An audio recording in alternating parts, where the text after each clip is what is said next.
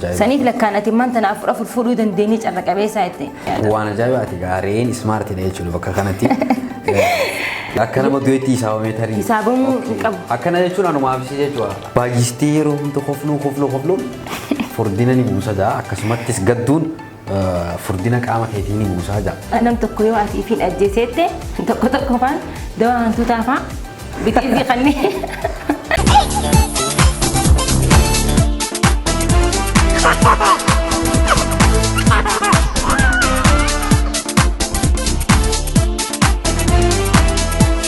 Tole harka fuune kabajamtootaaf daawwattoota afran qalloo digital media biyyaalaa fi biyya keessa teessanii kan daawwachaa jirtan kun qophii kana beektu laataati. Qophii keenya kana beektu laataa guyyaa har'aan tanaa qabannee dhiyaanne. An Naasir Huseenii fi akkasumas Faayizaa isaanii waliin ta'uudhaan kan isin faana turru ta'a.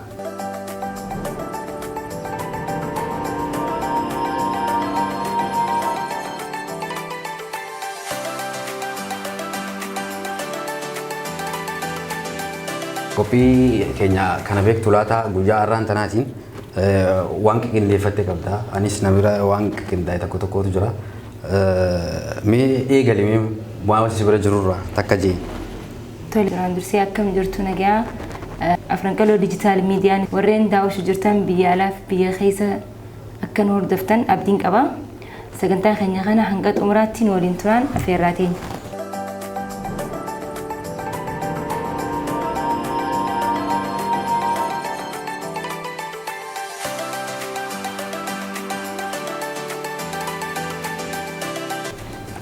Tolega Naasiree gaafiin duraa maal jetti si fakkaata biyya Xaaliyaan keessatti hiyyeessa taatee yoo waa hattee akka yakkan taane amma akka yakkaatti akka ilaalamne ni beektaa laata?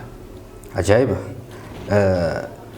Waa hattee yakka ta'uun biyya itti hin argamin keessa jiraachuun uummata carra qabeessa. Maaliifi biyyoota keenyatti namni rakkateetu gargaaramuu hin danda'u. Hatuu dhiisii gargaaramuu hin danda'u. So biyya ajaa'ibaati waan ajaa'ibaati kun. Dhugaadha waan hedduu takka nama ajaa'ibsiisu. Wama kana wal fakkaatu biyya Ingilaandii keessatti yaalii of ajjeesuu gootee yoo siif hin milkaa'in akka adabamtuu fi yakka hidhaan akkasitti murtaa'u yookaan duuti akkasitti murtaa'u beektaa ija. Waan ajaa'ibaati kunis. Dhugaa hedduu waan nama ajaa'ibsiisu fakkeenyaaf biyya keenyatti amma nam tokko yoo ati ifin ajjeesette tokko faan dawaa hantuutaa faa bitiizii kannee. Dhokadhuutii du'ii kasiin jiru. Yaa waan akkasitti amma dhokadhuu du'ii amma kasirraa kafalu faatu jira kan dawaa siif faatu jira. Garuu immoo biyyoota guddatan keessatti yaalii akkasiidhaa hogootu ta'e manni murtiidhaa waan yaalii san gooteef murtii du'aa faasitti kannuu danda'a. Kun waan addaati. Gaafii kana beektu laataa kiyya kan itti aanuun satawwaan arraba ishiitiin gurra ishiidhaa qulqulleessuu akka dandeessu beektaa ija. Okay, satawwaan arraba ishiitiin gurra ishii qulqulleessuu akka dandeessu beektaa ija. Tokkoffaa irratti satawwaan arraba ishiitiin gurra qulqulleessuu dandeessin. Dheerinni arraba ishiidhaa hangam akka dheeratu asirraa yaaluun. Ajaa'iba! Morma ishii sanii dheerina mormaa sanii wajjin dheerinni arraba ishiidhaa hagam takka akka dheeratu asirraa yaaluun ni danda'ama jechuudha. Ilmi namaadhaa arraba isaatiin funyaan isaa tuquun yeroo ulfaatu keessatti.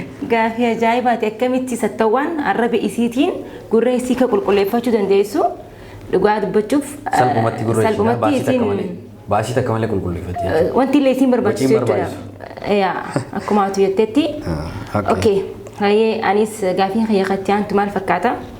Ardiiwwan Awurooppaa biyya Fiinlaand jedhamtu keessatti beekamtu keessatti bilbila darbachuun akka ispoortiitti kan ilaalamtu beektaa dhiiroo. Okay, bilbila darbachuun akka gosa ispoortii tokkotti ilaalama jechuudha. Yaa akkasi.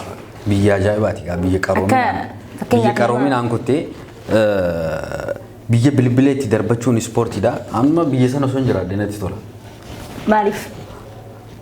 Ispoortii san gama duubaatiin dhaabbachuun barbaada. Hara isaan bilbila darban. Yeroo bilbila darban walii qabdee.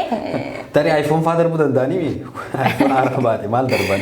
Yaada bareedaadha. Bilbiloota xixiqqoo ta'e malee biyya keenya keessatti bilbilli waluun geenye baay'ina namaati wajjin bilbilli waliin geenye nama takka takkatti nama waliin geenye garuu immoo biyyoota guddatan keessatti bilbila darbachuun gosa ispoortii ta'ee argame kun dhuguma waan ajaa'ibaati.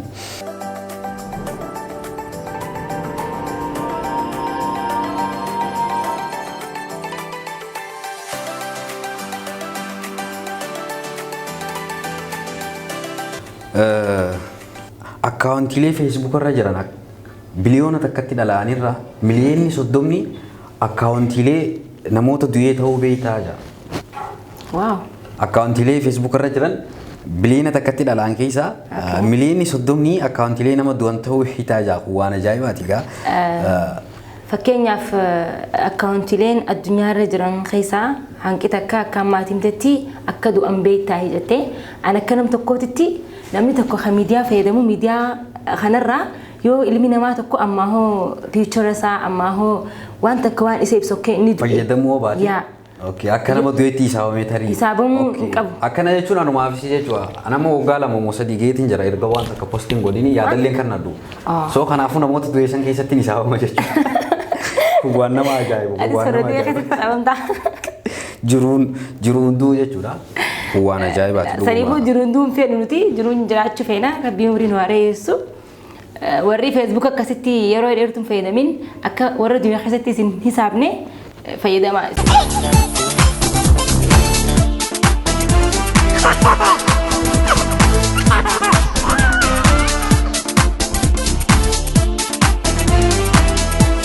Itti aansuudhaan tiishartiin kan hojjetame jalqaba bara 19 ja'a. Qaama miidhamtoota qulfii warra miidhaman fakkeenyaaf qabdoo kana jechuudha. Akka hin argamne yaani. Qabdoo kana warra arguu. Qabduma kana warra arguu dandeenyeef kan hojjetamee jira. Akka isaaniif hojjetame beektaa laata jira warra yaani jira. Waan ajaa'ibaati dhugumatti tiishartiin jalqaba kan hojjetame namoota ijaan hin agarre kan qabdoo ijaan laalanii walitti qollofachuu hin dandeenyeef tiishartii ta'ee hojjetamee jira cufaa ta'ee waan dhuguma waan ajaa'ibaati gaa. Ani yeroo baay'ee yoo halaaltee qabdoon uffadha tiishartiin uffadhu. Maaliif? Kanarraa immoo beekee osoo hin ta'in baay'inaan akkasii kan inni itti uffadhu ajaa'iba gaan akkuma nasiibaatti ni sitti tolaa jechuudha. Akkasitti dha. Qabdoon qabne uffachuun. So kanaafuu warri tiishartii uffattan baay'inaan uffattan tiishartiin maal akka ta'e asuma hubadhaa akkamitti akka dhufe. Itti aanuudhaan ammaan tana gaafiin tiyya beeyladoota keessaa kan yeroo duraa namatti makamee nama wajjin madaqe re'ee ta'uu ni beektaa silaa. Re'eetu yeroo jalqabaatiif beeyladoota manaa keessaa namatti madaqee or namatti nama wajjin waliin makamee jireenya hawaasa namaa wajjin jiraachuu eegale keessaa re'eedhaan jedhama. Waan ajaa'ibaati gaa re'een ismaartiidha jechuudha bakka kanatti. Ilmi namaallee baay'inaaf kanaaf akka re'ee jaalate jechuudha. Makmaaksi tokko yeroo makmaakamu maal jaabeete zabana re'ee keessatti hoolaan ta'inii jaa. So kanaaf makmaakamaa jechuudha. Re'een ismaartiidha jechuudha. So foon ishiitis kanaaf jaallatama. Ajaa'iba gaa waan ajaa'ibaati. Kolfii furdina hir'isuu ni danda'a. Akkasumas kofaltee hir'isuuf ammumaan ta'a. Kolfii baay'atee fi gaddi baay'atee furdina hir'isuu ni danda'a jaa. Waan ajaa'ibaati dhuguma. Baay'istee yeroo hunda kofluun furdina ni buusa jaa. Akkasumattis gadduun furdina qaama keetii ni buusa jaa. Kun immoo baay'inaan amma eenyu akkamitti fudhachuu dandeenya waan kana akkamitti si fudhatti sammuu. Fakkeenyaaf ifumarratti yoo si fudhadhee bareedaadha. Yoo kofli nama huqqisu taate maybe yana koflaan huqqise jeeti yaada. Because gizee hunduu ani kofluuf jecha. Kanaafuu yaada kana parsantii 90 akkana ni dhugoomsite jechuudha. Laa dhugoomsu kanattis maaliif hin dhugoomsaa? Hayi dhugoomsuu hin danda'u because sababa adda addaatiif jira kan namni itti qallatu koflaaf tabni nama qallisa jee yaadu. Maybe dhibbarraa parsantii meeqanii kan akka yaatti parsantii dhibbarraa maybe 10. Ngoofi itti baay'ata 10. Itti xiqqaati. No itti baay'ata. Tole ayyee. Ruusiyaa keessatti lakkoofsi dubartootaa akka kan dhiiraa caalaa miliyoona 9 baay'atu ni beektaa laata? Waan ajaa'ibaati. Biyya carra qabeessa jechuudha. Dhiirti biyya san jirtu dhugumaan dhiira carra qabeessa jechuudha. Afur shanitti wal ga'uu danda'an. Maaliif baay'inni dubartootaadha parsantii miliyoona 9 caalii. Hedduu. Caaluu jechuudha. Kun dhugumatti waan ajaa'ibaati. addunyaan yeroo ammaa tanaadha kana dhugumatti daataa fudhatte daataan shamarranii biyyoota hundatti ol kaadha. Kan biyya sanii immoo biyya Ruusiyaadha haalaan likkii malee ol kee. Likkii malee ol kee. Parsantii isaanii dhiira caala isaan tutu irra hedduudha biyya Ruusiyaa san keessatti akkasumatti biyyoota adda addaattis shamarran hedduu daataan isaanii hedduu baay'achaa dhufu jira. Saniif lakkaan ati man tana afur fuudhuu dandeenye carra qabeessaa itti biyyuma sanitti afuranii karaa keenya kana. Yaanni mufachiise. No, nama mufachiisu miti hangama khiyaan. Akka keetitti akkami. Hangama khiyaan. Hayyamamtuudha. Rakkoon gamu hayyamamtuudha. Aatiidha. Okay. Tole ayyee.